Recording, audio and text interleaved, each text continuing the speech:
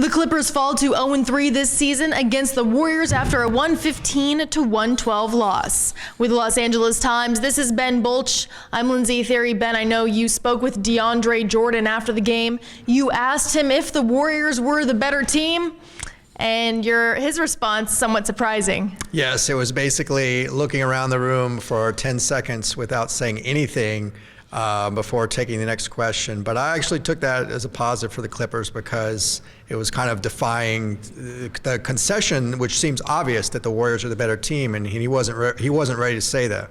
It looked like the Warriors were going to run away with the game late in the fourth quarter, but then a string of crazy three-pointers actually made it so the Clippers had the chance to make a game-tying shot at the end of regulation. Yeah, I've never seen anything like it. The Clippers made 4 three-pointers in 64 seconds, had the ball after an inbounds turnover by Andre Iguodala. C.J. Wilcox, who had 2 of the three-pointers, had the ball in his hands. He had more time than he thought he did.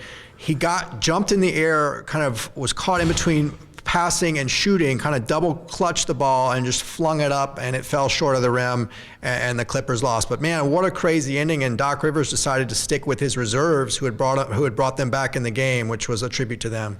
Doc Rivers mentioned after the game that their offense was actually causing problems for their defense. Did you see any of that? Yeah, he really didn't like the way that they were standing around, not doing their usual cutting and ball movement, and also too many isolation plays, which was a problem for them. And he thought that it really affected their defensive effort, which was an issue all night. It looked like, the Warriors were just carving them up inside with easy baskets, great ball movement, cutting and screens, really on a different level than the Clippers right now.